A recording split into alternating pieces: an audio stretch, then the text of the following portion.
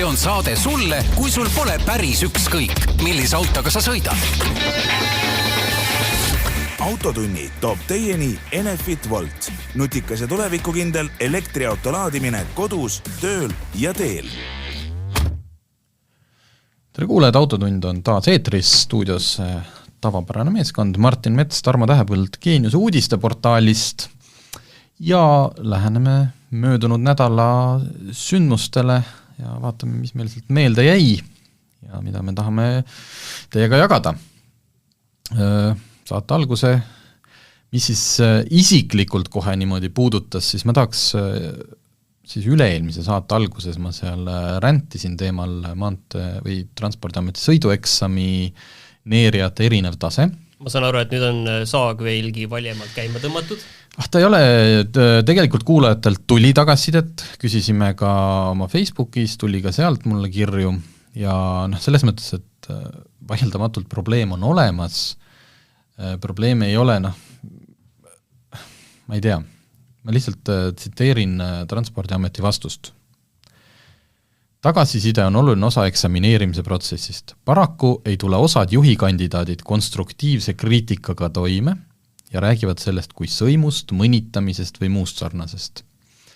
Ühesõnaga, see, millele mina tähelepanu juhtisin, millele on paljud need inimesed, kes meil on kirjutanud, tähelepanu juhtinud, et tegelikult jääb sellise ideaalse käitumise ja sõimu ja mõnitamise vahele päris pikk selline skaala, kus on nagu asuvad need asjad, mida ma mainisin. Ebaprofessionaalsus, erinevad varjundid. Jah, just, et mis teeb selle autos viibiva inimese elu nagu hästi vastikuks. Et see eksam ei ole mugav, aga ärme, ma ei hakka seda pikemalt, aga ühesõnaga Maanteeamet, Transpordiamet, jätame meelde. Mida ma siit lihtsalt selle teema lõpetuseks, et andke tagasisidet. Selles mõttes, mitte ainult sellisel juhul, kui te arvate, et teile tehti eksamil konkreetselt sellega liiga, et kukutati läbi põhjendamatult. Siis saad, eks ju, apelleerida, vaadatakse videod üle. Aga isegi kui sul läks hästi või sa ei taha apelleerida, sulle tuleb pärast see automaatne kiri, et andke tagasisidet.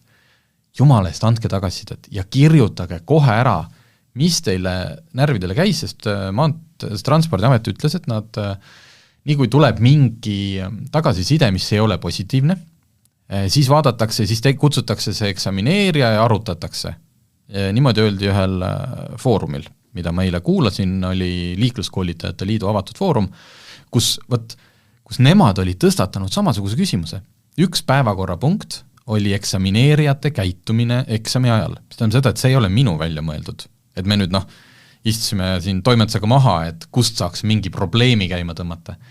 Ja seal ütles ka Transpordiameti esindaja, et jumala eest, ega me ei saa midagi teha, kui keegi meile midagi ei ütle. Aga need peavad olema konkreetsed, et sellel päeval sellisel eksamil minuga käituti ebameeldivalt. Ja siis nad saavad üle vaadata, nii et tehke seda kindlasti. Et muidu tõesti võib-olla ongi see, et Tähepõld siin iga paari saate tagant natuke nagu ütleb, et päris halvasti on, aga neil ei ole millestki kinni hakata. Millest sinul kinni on hakata? Natuke juba vanast teemast tegelikult, mis päris aasta alguses tuli see, et tegelikult see tekkis vist tühjast kohast, aga see asi puhuti nagu palju suuremaks, kui see tegelikult on, ehk siis see, et tanklaketid peavad hakkama nüüd näitama seda, palju mitte maksab 1 liiter bensiini või kilogramm CNG-d, vaid hoopis seda, et palju läheb maksma sulle 100 kilomeetri läbi minna selle kütuse liigiga. No selge see, et nivisi tanklasse posti otsa see hind nivisi ei tule, see kõik jääb samamoodi nagu praegu on olnud. Võib-olla mis tegelikult siin nagu probleem on see, et miks seda üldse taheti teha. Ja miks? See on tegelikult sellepärast on ju puhtalt, et näidata, et elektriautoga on odavam. Aga seal on nagu nii palju küsimusi kohe selle peale, et mis elektri hind seal olema peaks. Ja mis elektri hind? Börsi hind, universaalteenuse hind, kiirlaadija hind, need on kõik väga erinevad tegelikult kategooriad tegelikult. Mis on praegult universaalteenuse hind 19 või? Midagi sellist, 20 vist oli 19. Kes on siin jäänud, eks ju, börsile truuks, siis on siin mõned päevad, siin oli vahepeal jälle vist lausa üks tasuta päev. on üks äärmus ja teine äärmus on Eestis, mina ta on kõige kallim vist, on praegu seal Märjamaal asuv see Ionity laadija, mis on äkki peaaegu 80 senti kilovatt-tunni hind. Tõepoolest, pluss minul oli au isegi käia seda sama teemat lahkamas Ringvaate saates, et kui seal ma tõin välja selle, et kui tänapäevastel bensiini- ja diiselmootoriga autodel on see VLTP kütuse mõõtmisstandardi järgi saadud enam-vähem realistlikuks. Okei, mingi liiter kindlasti on seal nagu nii-öelda autotootja kasuks, see keskmine ametlik kütusekulu, siis põhimõtteliselt on võimalik saavutada see. Elektriautol on see, umbes täpselt nagu pistikhübriidiga, on see mingi täiesti ulme number. Erinevus võib olla, ehk siis isiklikud 2 näidet, mida me eelmine nädal erinevus võib talvel või suvel juba just, ei ongi, täpselt see talve ja suve erinevus tulebki ka, mida me eelmine nädal Ronald Liivega rääkides elektriautoga elamisest tõin näiteks, oli põhimõtteliselt 2-kordne võrreldes tehase poolt lubatuga, oli see, mis minul 5 inimesega Tartu sõites oli. Ehk et kujuta ette, sul on, ma ei tea, diiselmootoriga auto, tehas on lubanud sul keskmiseks 5,7, aga võt, talvel võtad pere peale, lähed talvel Tartusse üle 10, et sellist vahet ei ole, aga elektriautodel võib selline vahe olla. Ma tõmbaksin selle veel korra veel natuke laiemaks, sellepärast, et idee, nagu mille all seda, mis see giid on see, et tarbijaid aidata, tarbijatele näidata soodsaimat asja. See nagu ideaalis nagu kõlab nii hästi, aga minu meelest võiks siis seda nagu igal pool niiviisi teha. Pluss veel see, tarbijale näidatakse ju lihtsalt kütuse liiki, et kütus on odavam. Aga tarbijatele siis peaks ka tooma nagu näited, et palju nagu see toode, millega te sõidate, palju see maksab, seda neile näitama, siis seal kokku mingid asju panema, et palju see kogukulu on ja nii edasi on ju, et sa näitad nagu ühte osa valemist ainult. Ja ma olen nõus, see ongi väga odav, elektriautoga on väga odav sõita, eriti kui kodus laed, väga odav, kõik on väga hea, ongi odavam, väga palju odavam on ju, ma ei vaidle absoluutselt sellega, aga lihtsalt see tarbijale info andmine on väga poolik. Ja samamoodi, miks on piilduda kütusega, seda võiks näidata igal pool, minu meelest baarides võiks näiteks olla, on ju, see, et ütleme niiviisi, et optimaalse joobe saamiseks, mis oleks sul kõige mõistlikum juua, odavam tuleks, et see näidata seda, et gin-tonic maksab 10 või 12 eurot kokteil, vaid see, et palju sa kulutad selle peale näiteks kokku. Alkoholiühik kokteili hinnast. Jah, et see oleks nagu väga mõistlik. Ei, ma saan aru, küsimus on see lihtsalt, et kas see idee on see, et seda optimaalset joovet saada, lihtsalt see, võib-olla on seal idee hoopis mingi muu, võib-olla sa tahadki ühe. Jah, et see on mingi see kabinetis sündinud värk, et pigem näidaku siis oma seda, kui keegi üldse midagi peaks näitama, siis peaks ju rõhuma inimest südametunnistusele, mida meil ei ole kellelgi, näitama võib-olla seda mingit kogu elutee, keskkonna, säästu, mis iganes. Täpselt samasugune, keegi võtab õhust mingi numbri ja ütleb, et võt, kusjuures tegelikult arvestades seda avaandmete süsteemi, iga auto kohta on ju tegelikult täiesti avalikud andmed olemas, Transpordiametis saab vaadata, trükkida autonumbri sisse, mis mootor tal on ja mingist vanusest alates, ma ei tea, 10-15, on seal kirjas ka tegelikult ametlik tehase kulu. Paljudel on küll see veel see NEDC standardi järgi. Tegelikult saaks ju see sama, et kaamera võtab su autopildi, sinu registreerimisnumbri ja ütleb sulle, et nagu hakkab sealt võtma mingid andmeid, ühesõnaga seda saaks arendada. Aga ma tahan öelda seda tegelikult, et see tanklaposti idee, ma olen seda kunagi siin samas saates rääkinud ka kunagi ammu, tanklaposti idee on väga õige tegelikult teistpidi. See on väga hea koht, kus näidata elektri hinda. Välja arvatud, mis muidugi puudu on see, et üheski tanklas ei müüda elektrit. Seal kuskil võib-olla hakkab midagi toimuma, aga lihtsalt see, et see elekter oleks seal ka. Iga inimene näeks, ma saan seal tankida elektrit, laadida. Ma saan seda siin teha, see on igal pool, täpselt nagu ma bensiini saan võtta sisuliselt igal pool, ma saan laadida igal pool, siin on need kohad olemas, siin on see võrgustik olemas, ehk ikkagi laadimisvõrgustik, mugav, lihtsasti kasutatud laadimisvõrgustik on siin võlusõna, mitte see, et mingi juraga tegeleda põhimõtteliselt. See, et on vaja näha, et me saame laadida kõikjal. See on palju parem asi kui see, et seal kuskil väikselt kuskil tanklas näidata, et palju kulutad 100 kilomeetri kohta. Eks ta on kabinetis sündinud ja natuke ta on see, et poes tegelikult jube hea on vaadata seda, et kui ma vaatan... Palju nõudepesutablett maksab? Ei, just üks nõudepesutablett, vaatan kõrvud suitsuvorstid, milline on kilohind, et see on nagu jube kasulik, lihtsalt seal on nagu võrreldavad ühikud, et üks suitsuvorst ja teine suitsuvorst ja võtan odavama, aga auto tankla puhul seda ei ole. ja millest see skandaal või see siis värelema lõi oli tegelikult see, et ma nägin ühte Facebooki vaidlust, kus isegi 2 olulist kütuseäris nagu sees olete inimest läksid omavahel vaidlema, sest et üks väitis, et see hind hakkab olema postil ja teine ütles, et see ei hakka. Ja hetkeseisuga vähemalt majandus- ja kommunikatsiooniministeeriumi sõnul see direktiiv ei tähenda seda, et see tuleb sinna tankla postile, mida sa eemalt näed, vaid see on lihtsalt ilmselt mingi eraldi ekraan kuskil tanklas sees, et ootad oma kabanossi ja siis uurid, et kui palju sa oleksid saanud nüüd siin. Aga kui ette, see elektri hind peab seal ikka kogu aeg muutuma, et selles mõttes seal ei ole ja bensiini ja teiste asjade hind samamoodi jääb kogu aeg muutuma. Kui keegi võtaks, nagu seal saaks teha huvitavamaks, et inimene päriselt süveneks, see ongi interaktiivne ekraan, sisestad sinna, et palju minu auto praegult võtab, et sa mängid sellega. Täpselt, sul ongi igav... Sest seal on keskmine bensiiniauto hind ju. Ütleme, et siis 7,5 on seal kirjas, on ju. Ütleme nii, et minul võtab 6,7 on ju. Või ei, minul võtab 9. Kelle poole ma pöördun? Ma saan sealt vale infot ju. Selles mõttes, et meie sinuga teame palju täpselt meil auto võtab on ja mõtleme selle peale, aga võib-olla keskmine inimene või ütleme niiviisi, et kes lihtsalt sõidab autoga, teda muu ei huvita on ju, et ta teab jah, et tanklas läheks tal paagi jaoks on ju 80 eurot on ju, aga tegelikult tema ei vitsi süveneda, tema vaatab, et tema saab 100 kilomeetrit sellega ja ta ei saa päriselt seda. Et kelle poole te sama murega pöördub, et kuulge, et te siin müüte asja, mis ei vasta tõele on ju. Seal võiks olla selline ekraan, millega saab mängida. Sest et tihti tuleb oodata sul oma võileiba hästi kaua. Võt, järjekordne Martini lemmikteema, aasta auto. Siis Euroopa aasta auto. See ei ole siis maailma aasta auto. See ei ole maailma aasta auto, aga see Euroopa aasta auto on nagu aastaid olnud tegelikult see kõige suurem ja millegipärast nagu olulisem, et mingi hetk tuli sinna juurde see mingi World Car of the Year. Võitis Jeep Avenger, väike selline linnamaastur, mis Eestisse jõuab juunis täiselektrilisena, mingites riikides tuleb sellest ka bensumootoriga versioon. Ei tea, ei oska sellest autost midagi arvata, tehnoloogialt ilmselt sama, mis on Peugeot ja ühesõnaga kogu see Stellantise grupi need elektrikad. Lihtsalt, mis ma selle finalistide puhul tahtsin välja tuua, 7 finalisti, millest kõik, millest 6 on erinevad linnamaasturid. Mis see 7 siis on? 7 on Volkswagen ID Buzz, ehk siis tarbesõidu Gift Funky. Selle puhul ma saan aru, et seal on nagu seigeldud, see on, minu arust võinud see võita ka, aga ma ei tea, ta jäi teiseks.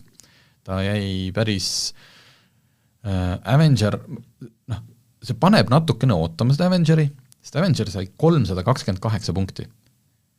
Ja teise koha, ma saan aru, saigi siis ID Buzz. Nagu sa... 241, ühesõnaga 100 punkti vahet. Ja seal on nagu 57 liiget on žüriis, kes on minu teada ikkagi peaks olema ajakirjanikud, et mis seal Jeep Avengersis siis nii mega hästi oli, et sellise pika puuga. Aga ühesõnaga... Ei, vaata, sellise asja võidab alati see, et mille vastu on kõige vähem, mis on kõige keskmisem, et see võidab tegelikult võidab kõige keskmisem. Nissan Ari ja Kia Niro, Renault Austral, Peugeot 408 ja Subaru Solterra, Toyota BZ4X on niisugune paarismudel. Et nende kõigi vastu oli kellelgi midagi. Ja, et võidab see, mis kõigile kõige aga lihtsalt ma pean selle ära ütlema, et kui me räägime siin, et tanklas peame näitama, et elektriauto, me kõik räägime kogu aeg säästust, keskkonnasääst, milline on kõige säästlikum. Ja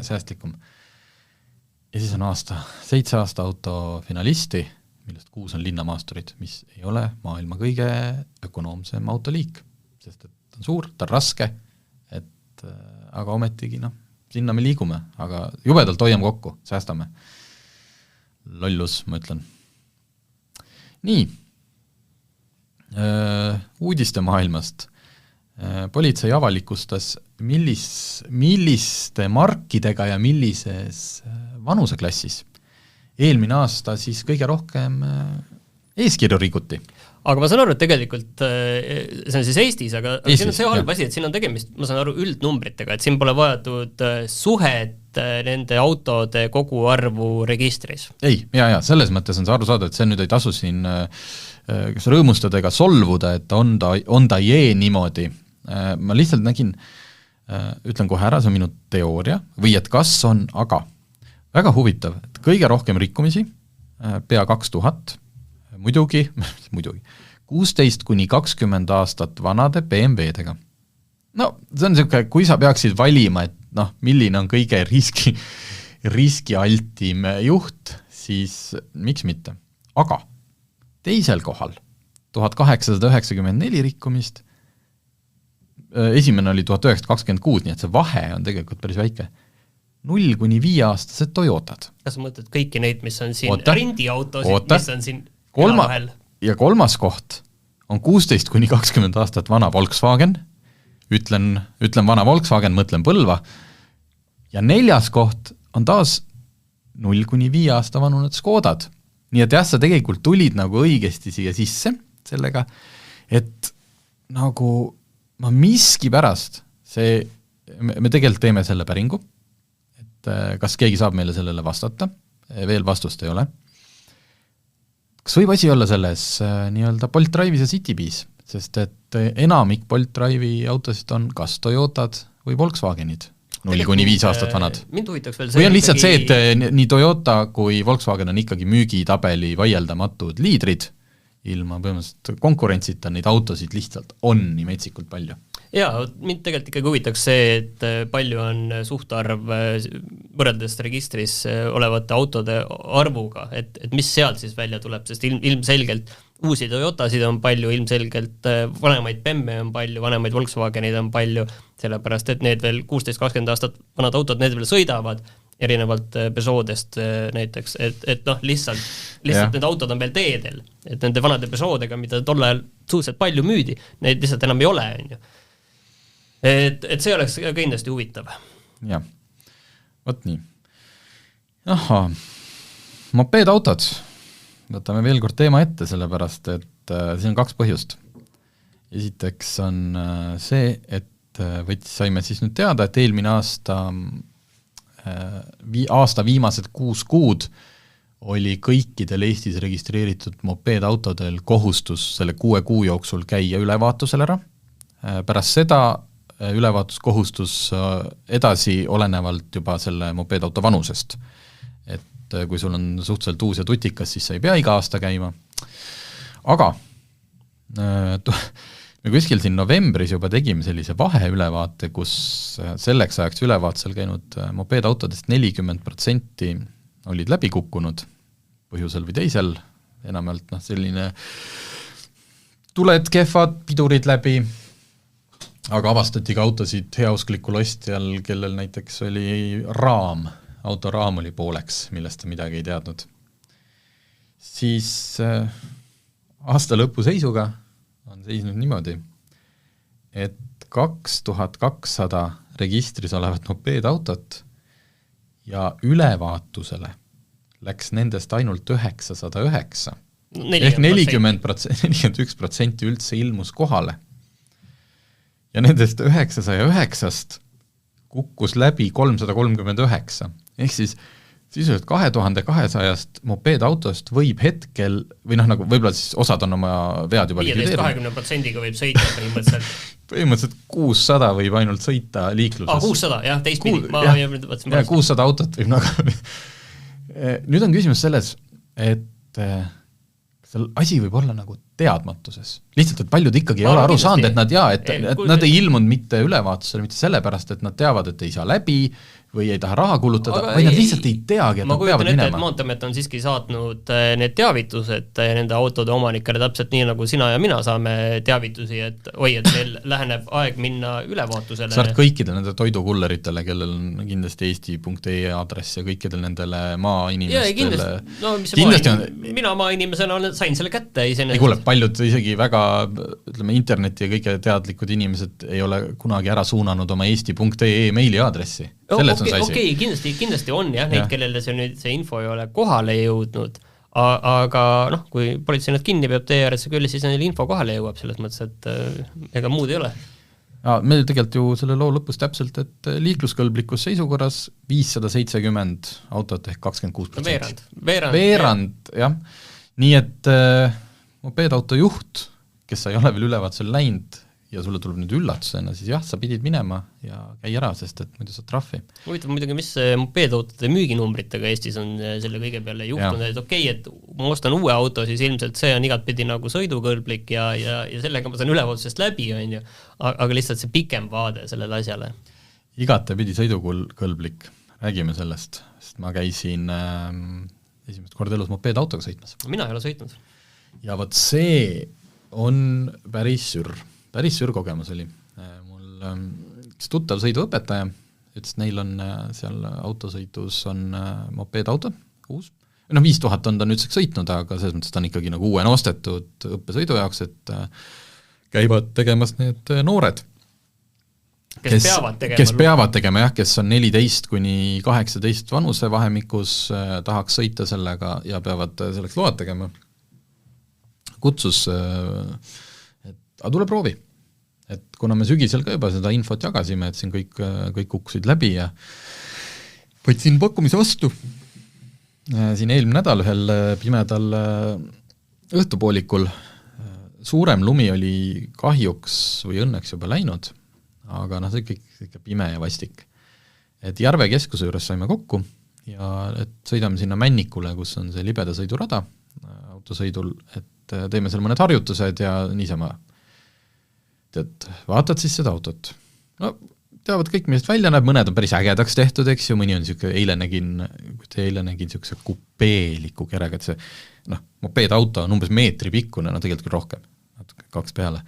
Ja siis sinna on veel aretatud see niisugune tagalangev kupee osa, väga kihvt. Auto, nagu auto ikka, istud sisse, suur ekraan, mingi nagu saab osta neid aftermarket, selliseid mingid Pioneeri või selline ekraan on sees, iste täitsa mugav, kõik niimoodi, paned paika ja siis hakkab pihta, siis paned käima selle ja võt sellel hetkel mul tekib nagu küsimus, et ma saan aru, miks seal nendega sõidetakse, sest lube ei ole vaja, aga kui me räägime sellest, kui auto asemikust, ütleme inimesel nagu ma ei saa aru, et miks selle peaks ostma keegi, kellel nagu näiteks load on või load oleks lihtsalt autokooli kaugusel. Mine ja tee ära. Ma tean, rääkisime, et eksamist on raske läbi saada, aga kohutav mürin.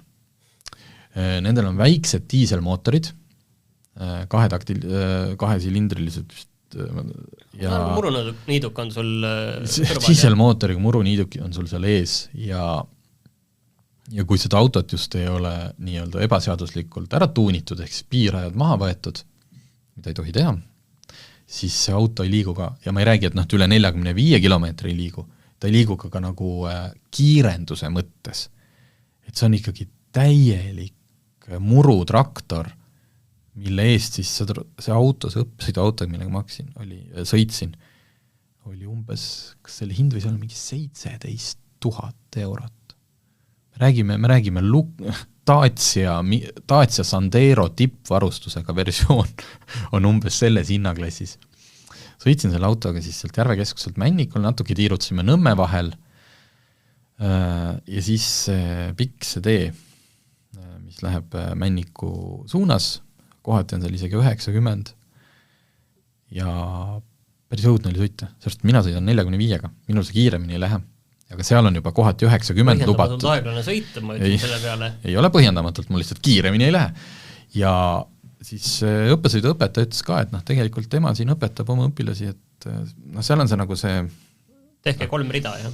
Jah, just, et sõidadki 2 rattaga nii-öelda, mitte tee peenra peal, aga seal on see pidev joon, mis on mingi avarii osa on seal vist, kuhu saad seisma jääda.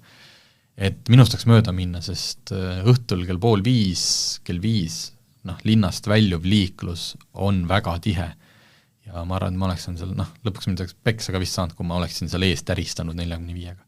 See oli ikkagi see oli kõik jube õudne, sest aga närvikulu on selline rikkalik.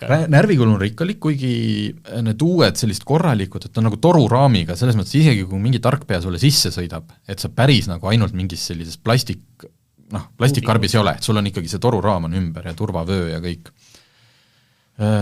Tegime libeda katseid ka, seda vana head põdratesti, alustad põdrakatset niimoodi koonustest, et muidugi mitte 60 kilti tunnis, sest see ei võta, alustad 30-ga, mõtled, et see Sara lõpetab küll siin külje peal kuskil.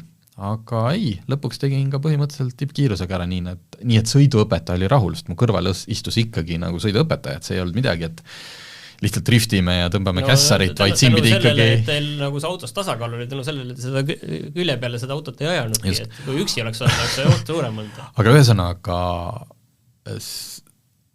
kui me räägime seda auto hinnast, muidugi kasutatuna on need siin alates mõnest 1000 eurost, mis kindlasti ülevaatusel enam läbi ei lähe, kuni näsukene uuena pea 20 000. Ja kui ma sõitsin siin paar kevadet tagasi Citroen Amiga, mis nüüd muuseas ametlikult tuleb Eesti turule alles maikuus. Mäletad pilti, see, mis on ka oma klassi mõttes see sama mopeedauto, lihtsalt elektrimootoriga. Ja toona öeldi, ma ei tea, mis ta hinnaks nüüd Eestis tuleb, siis oli ta Prantsusmaal ja seal oli umbes 8-9 000 eurot ja tundus, oi, kes see nagu 8000 eurot sellise plastikkasti eest. Sõidab vaikselt, kiirendab ja sõidab sama kiiresti kui see mopeedauto, et see on klass, kus nagu elektriauto 8000 euro eest, 9000 eurost sa saad väga korraliku kasutatud auto. Valik on nagu väga lai ja selline, mille peale saad paar aastat nagu täitsa normaalselt nagu loota. Täiesti nõus, siin ei ole küsimustki, et kui sul on load olemas või sa oled võimeline oma intelligentsi ja kõige mõttes oled võimeline tegelikult need ära tegema, kui sa ennast kätte võtad, siis muidugi. Aga me räägime sellest, et kui ma oleks see lapsevanem, kes nüüd arvab, et mu laps ikkagi peaks selle mopeedautoga sõitma, et ma võtaks noore pere laenu ja ostaks selle Citroen Ami või ükskõik millise elektrimopeedi, nii-öelda elektrimopeedauto, mis sõidab sama kiiresti, lisaks on, ütleme, keskkonna, ta ei käi kellegile närvidel oma tärinaga ja see seesistumise kogemus on täiesti teine, sest ma ütlen, muidugi, väike ja kõik, aga see õudne müra, mis selle juurde käis. Kui ma peaks kuskil maanteel või pikemalt sellega päev otsa mööda Tallinnat sellega toitu laiali vedama, siis ikka vist õhtul nutaks küll peatäie. Võt, see oli mopeedautosõidu kogemus. Mis meil siin veel? Eksperimendi tegime. Täpselt see, samas teemas natukene, aga natuke et millega linnad liigelda? Jah, millega saab kõige kiiremini ja paremini. Vaat oleks pidanud mopeedauto ka lisama. Ja see oleks hea mõte, aga tegelikult mõnes mõttes suhteliselt üllatuse vaba on, aga räägi, mis te tegite? No võtsime klassikalise, et elektriauto, bensiinimootor või sisepõlemismootoriga auto, ühistransport ja jalgratas, millega me jõuame kõige kiiremini tööle. Marsruudi siis valisime selle järgi, et tegime 2 hommikul 2 suunalt. Ühesõnaga, üks hommik tulime Viimsist ja teine hommik tulime Haaberstist. Ja valisime need suunad selle järgi, et mõlemal suunal tuleb päris pikalt linna sisse elektri või see ühesõnaga ühistranspordi rada, kus võib sõita siis elektriautoga. Et just kui siis meie hüpotees oli see, et elektriautoga jõuame kiiremini ja oma toimetusse siia Kalamajas Volta tänaval. Hommikul 8.30 hakkasime tulema mõlemal päeval, olime siis kohalikelt ka uurinud, et mis see kõige nagu raskem kellaaeg võiks olla, et kas peaks 7:30 või 8:30 hakkasime tulema 8.30. Selle järgi hakkasime tulema, tegemist oli selle jõulude eelse nädalaga, kus kool veel tegelikult käis. Aga selgelt, et 2 hommikut ei ole kindlasti piisav valim. Kummalgi hommikul ei olnud mingit metsikut ummikut. Selles mõttes et midagi, mis oleks ahastama pannud või kuidagi seda tulemust oluliselt mõjutanud. Viimsist hakkasime tulema, mina olin siis muidugi elektriautoga, sest et ma olen nii mugav inimene lihtsalt. Ma sain tulla Pirita teel mööda seda ühissõiduki rada, terve tee niimoodi, et mu ees ei olnud ühtegi bussi. Oma arust selles mõttes, ma nägin, et kõrval ei ole ka väga palju liiklust, aga kuskilt sealt ikkagi lauluka juurest justkui nagu tekkis ikkagi mingi kogus autosid, kus sa mõned fooritsüklid ilmselt võid kaotada. No ütleme, olin juba kindel, et ikkagi võidan siin, et siit tuleb võit ära. Ja jõudsin Kalamajja ja mingi paarsada meetrit enne toimetust vaatasin tahavaatepeeglisse ja nägin kolleeg Elmar otsa BMW tulesid. et ta väitis, et ta sõitis ilusti, ta ei nõelunud, ta ei üritanud nagu võita ja pigem jäi tal isegi Pirita teel seal tavarajal keegi ette, kes kes arvas, et 30 on näiteks sobiv sõidukiirus. 50 alas siis. 50 alas ja mina ei saanud aru, kuidas ta mul nii ruttu järgi jõudis, sest et ma oma arust ikkagi tulin sealt mööda. Ühistransport jõudis siis, ühesõnaga meie olime Viimsist siin Kalamaja tagumises otsas 24 minutiga ja kolmandana saabus ühistransport 39 minutit, mis on ka päris hea tulemus. Kolleeg Maarja pidi siis tulema bussiga Viimsist kas Paldasse või kesklinna ja sealt trammiga tuleb põhimõtteliselt meie kontori ette, nii et ta pidi ühe korra ümber ka istuma. Üsna okei aeg tegelikult. 39 minutit. Ja Viimsist jalgratas Margus Pipper esituses.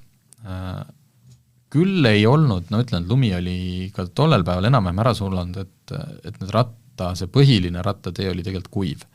Aga ilm oli jube jälk. Mul oli tast väga kahju. Vastik tuul ja eriti seal mere ääres, et 58 minutit. Ehk siis pea poole rohkem kui autoga. Järgmine kord peaks ta kindlasti tegelikult tõuksiga lisama, et see oleks jah. Esindaks meil Tallinna liiklust. Ja Haabersti suunalt, üllatus, Haabersti suunal ma tulin mööda seda Paldiski maanteed ja vaatasin, et ees on paar bussi ja ma ei hakanud üldse sinna elektrisõiduki privileegi ära kasutama, et sinna bussirajale minnast mingit point ei olnud. Jällegi, võib-olla oleksin ühe fooritsükli võitnud, aga järgmises ma oleksin istunud nende busside taga seal, sest et sa ei pääse sealt välja enam. Ja kummaline küll, jõudsime Kalamajja, vaatasin peeglisse ja nägin tagatule, taha vaate peeglis BMW esitulesid, et jällegi 0 edu mul. Sellega seoses tegelikult mul tekkis kohe küsimus, et mis on see kriitiline mass elektriautosid Eestis, millal ühistranspordirajal sõitmine ära keelatakse? Tead, ma arvan, seda võiks küsida. Lihtsalt oleks ma pidanud sealt Viimsist tulles elektrisõidukiga bussi taga istuma, ma oleks kaotanud. Et nii palju, kui ma olen siin sõitnud ja testinud elektriautodest, eks ma olen jõudumööda ikka püüdnud alati, kas või põhimõtte pärast siin ühistranspordirajale ronida, sest et ma võin. Ja ainuke koht, kus ma olen saanud sellega reaalselt võitu, on Pärnu maanteel seal enne Kosmose kino. Sealt viaduktist Kosmose kino vaheline lõik, kes tahavad Tõnismäele või otse sinna Vabaduse platsi suunas minna, et nendel on üks sõidurida, mis päris pikalt pead nagu ikkagi päris mitu fooritsüklit pead ootama, aga kõrvalt läheb kohe see ühissõidukirada. Igal pool mujal on see, et sa jäädki selle bussi taha ootama ja su kõrvale ja ka nendes kohtades, kus sealt bussirajast oleks siis võimalik väljuda. Esiteks endal on natuke halb tunne, et kuidas ma sinna vahele trügin, et istu siis seal oma bussirajas oma elektriautoga. Ja võib-olla isegi mõni nagu on nii väiklane, et ei taha lastagi, et kuidagi nagu sellest ei ole väga palju kasu. Eriti, kuna neid on nii vähe hetkel veel, neid ühissõidukiradasid. Et ma ei usu, et see saab nagu lähiajal mingis probleemiks. Küsida võiks ikka. Okei, aga Haabersti suund, jällegi autod tulid siis koos, ütlen kohe, 17 minutit ja aga Haabersti suunalt võitis jalgratas ühistransporti. Jalgratast oli 26 minutit, kusjuures Margus Pipar ütles, et sealt oli palju vastikum tulla. Et mitte ilma pärast, vaid et seal oli hästi palju neid lõike, kus oli kas jääs, kus ta pidi korraks ratta pealt maha tulema, et mingit teed ületada, kuskil hanged olid ees, et suvisel või nagu natuke paremates tingimustes oleks ta saanud isegi kiiremini. Ja ühistransport 41 minutit. Ehk siis, kui me nüüd võrdleme autosid ja ühistransporti, siis mõlemal juhul on see vahe ikkagi ka pea 2-kordne. Ehk et kas ma tulen Õismäelt tööle 17 minutiga või ma tulen 41 minutiga. Ehk siis see on ju päris, see on 23 minutit, õhtul võib-olla tagasi sama, et sa päevas nagu kaotad tunni. Ei, 23, natuke liialt siin. 46. Et see nagu on, et hetkel veel, kuigi sa võid sattuda ummikusse, siis no tegelikult meil siin kontor ei asu ilmselt ka selles Õismäelt tööle sõitmise loogikas väga veel. Ei, selles mõttes asub, ta on kuni Paldiski maantee ja Tulika tänava nurgani on see kõik jääb sinna sisse, et sealt siis kas olenevalt, et kas sa sõidad pea Tõnismäeni välja või sinna, ei ta ikka jääb küll. Okay. Me ikkagi valisime, et me ei hakanud vaatama lihtsalt, et me tööle saaks, vaid et läbid mingit kesklinna ja nii. Selline eksperiment, ega me... Mis sa siis kokkuvõttes targemaks saite? See küsimus ikkagi, et mis, ühesõnaga, et elektriauto on auto, jah? Auto on auto ja ma ütlen, et elektriautol on ju need kaks boonust, mida välja tuuaks, üks on Tallinnas, Tartus ja Pärnus tasuta parkimine, Tallinnas küll ainult kesklinna piirkonnas, mitte süda ja vanalinn, et ärge palun sinna minge ja eeldage, et on tasuta. Aga see bussirajad, et seda tuuks teisena, et ma saan juhul, kui sa tõesti käid iga päev Haaberstist või sealt Piritalt ja sinu see valim on nii suur, et sa tead, et 7 päeval 10 ma jõuaksin kõvasti varem elektriautoga, siis küll. Aga üldiselt see väga palju sind ei päästa. Aga jah, teine rohkem sai siit kasu sellest, et kui hästi meie ühistranspordisüsteem nagu on arenenud või ma ei teagi, kuidas seda kiiremini saaks, et kas kui ma oleks Haabersti inimene, et mida ma nõudma peaks mingit ekspressbussi, sest et bussil on see, et võib-olla isegi ummikut ei ole, aga buss peatub iga, tal on see, et ta teeb neid peatusi, et mida siis oleks vaja, kiirtrammiliine, õhumonoreile, metrood, et nagu kõik need, mis nagu võimaldaks tohutut võitu. Aga nii kaua, kui see on buss, mis liigub, isegi kui ta liigub oma rada pidi, kus tal ei ole kedagi ees, siis ta ikkagi peatub. Ma tean, minul kodust naaberlinna autoga sõidan 12 minutit, bussiga 33, ja see on lihtsalt mitte kodust, vaid põhimõtteliselt jaamast, et see on nagu selles mõttes täiesti nagu masendav. Aga see on nagu paratamatu teistpidi. Jah, ma ei tea, kas me teeme täna lühema saate? Jah, ma arvan, et aga selle eest tasub oodata järgmise nädala saadet, et ma arvan, et siis tuleb üks väga kuum teema. Nii, aga mis tuleb? Kas me veel välja reklaami, aga sest et äkki keegi jääb haigeks ei saa tulla, et mine kunagi tea, aga vähemalt soovitame kuulata eelmise nädala saadet Ronald Liivega ja elektriauto omamise reaalsest kogemusest. Okei, aga korraks, kuna meil on paar minutit ikkagi veel siin aega, et eelmise nädala saade, ma ei ütle, et see oli tellimustöö, aga Martin selle peale tuli, et mis asja te seal chatis kogu aeg vaidlete, et minge stuudiosse, pange mikrid käima ja hakake rääkima. Kas oli tulemus siis ootuspärane? Küllaltki jah, aga selles mõttes on kindlasti selline, vaata, mis on nagu hea sellise asja juures on see, et elektriautode puhul on see asi, et tihti käivad sellest kuskil rääkimas inimesed, kellel on mingisugune huvi selles asjas. Või siis vastupidi, et siin on need inimesed, kellel on mingi vastupidine huvi on ja räägivad sellest asjast.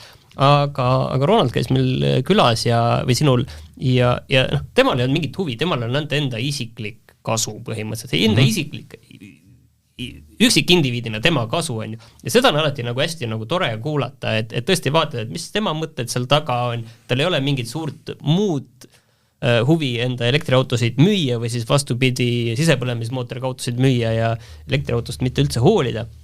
Et see on nagu hästi hea, et selline võimalikult selline aus ja läbipaistev pilt sellest, et kuidas päriselt temal see elu on ja tal ei ole mingit ühtegi põhjust, miks ta peaks seda kuidagi ilustama või koledamaks tegema. Et see on alati nagu selle nagu kõige parem asi selle juures.